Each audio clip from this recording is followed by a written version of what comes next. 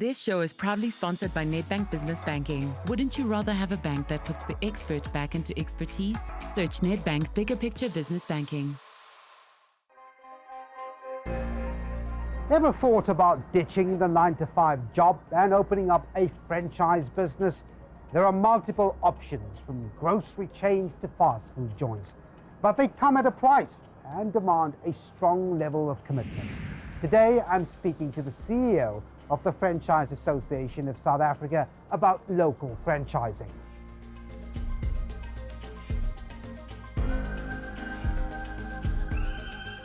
Fred, thanks indeed for talking to us.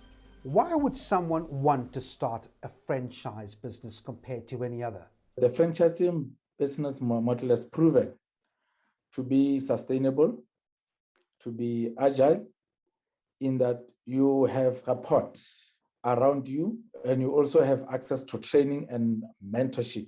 When you buy into a franchise, you buy into a well-developed brand to start with, to where you have access to training, you also have access to pulling our resources.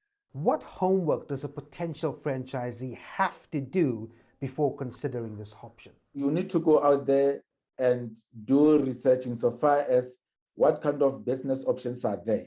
There are various opportunities and sectors out there. So secondly, you need to also find out if the business that you want to buy into is a member of FASA. Why are we saying that? There are other people out there who claim that they have businesses that they operate. They can even show you the spreadsheets. It looks nice and everything. And you won't find that you buy into a scam. 50% of fast food consumed in South Africa is chicken.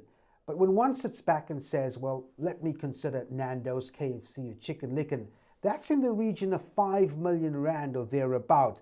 Is that affordable? You have to understand that there are levels of businesses.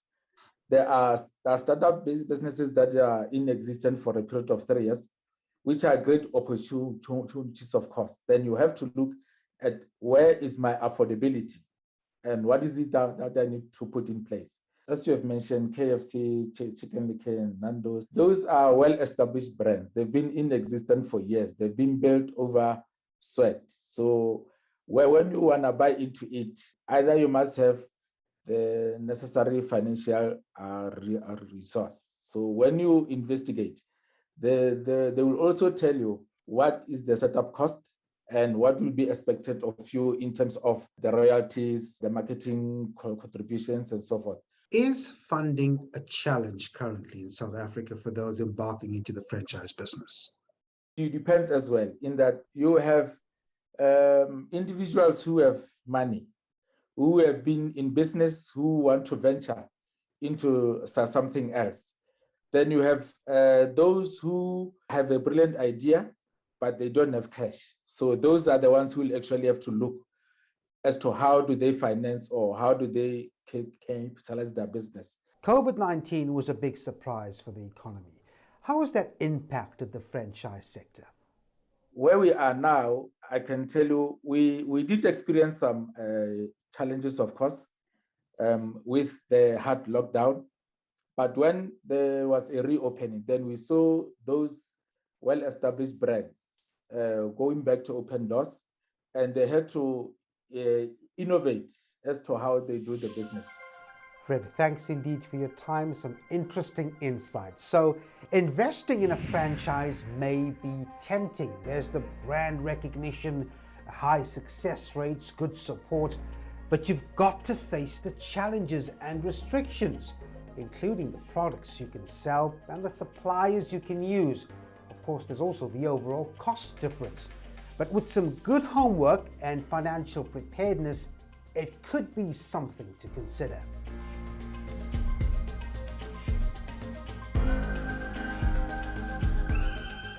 This show was proudly sponsored by Nedbank Business Banking. Wouldn't you rather have a bank that puts the partner back into partnership? Search Nedbank Bigger Picture Business Banking.